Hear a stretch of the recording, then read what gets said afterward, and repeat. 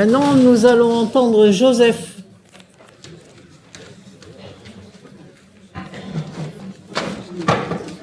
Bonjour, Bonjour. je m'appelle Joseph, j'ai 17 ans et je suis en France depuis 3 ans. J'habite dans un bidonville à La Courneuve, en ce moment avec mon père parce que ma mère elle est en Roumanie. Et je vais vous raconter un petit peu ma situation et la situation de ma famille. En septembre 2014, j'étais à la mairie de La Courneuve avec mon deux petits frères. Le premier, c'est Siméon, il a 7 ans. Le deuxième, c'est Augustin, il a 12 ans.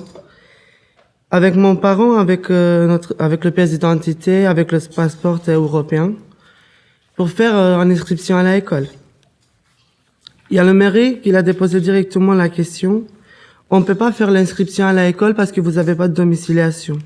Et moi, j'ai dit, c'est ça le problème parce que vous me donnez pas de domiciliation, vous voulez pas faire de domiciliation. Et après, le maire, elle a dit, on peut rien faire pour vous. Après, non, on a partir. Quand on était aux côtés des portes, il y a le dame de l'accueil, quand on a entendu, comme on a dit, le Rome, il a l'habitude de faire ça, en fait. Ils sont l'habitude. C'est-à-dire qu'on a d'habitude, on est resté sans école. Voilà. Elle voulait dire. Et moi, je pense que quand tu scolarises un enfant, tu changes la vie. Tu changes la vie et elle peut prendre beaucoup de choses. Elle peut faire des jeux, elle peut faire des connaissances avec les enfants.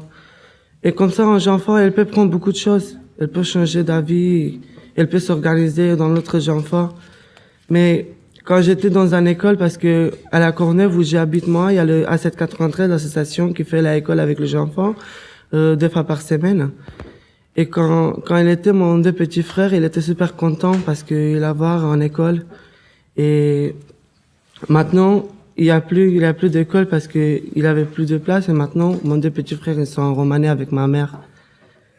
Voilà, c'est ça. Donc, il est revenu avec votre mère. Il est parti en Roumanie.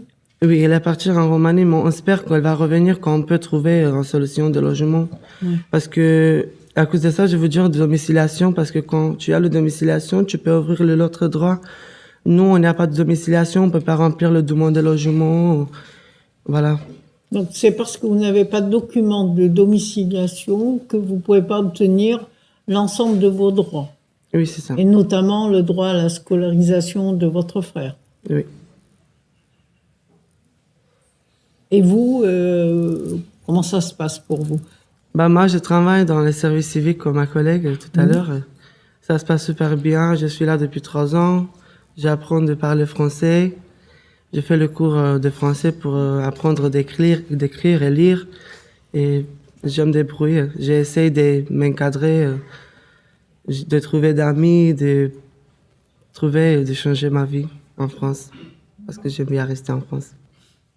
Donc vous souhaitez rester en France? Oui, je vais rester en France. Et votre mère souhaite revenir en France? Oui, avec mon deux petits frères. Avec vos petits frères. Ouais. Une question?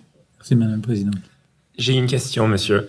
Je veux revenir sur cette phrase que vous avez entendue. Les Roms, ils ont l'habitude de faire ça. Et je voulais savoir quel était l'effet sur vous et sur votre frère d'entendre ça. Est-ce que vous en avez parlé après? Quel était votre ressenti? Je me sentais très mal parce que quand j'ai entendu ça, on a sorti directement. Il y a ma mère qui est super fâchée. Et moi, j'ai dit, regarde, maman, calme-toi. C'est la vie, quoi. On n'a pas de domiciliation. On peut rien faire, comme elle a dit tout à l'heure. On a senti très mal. On a senti très mal parce qu'elle a dit ça.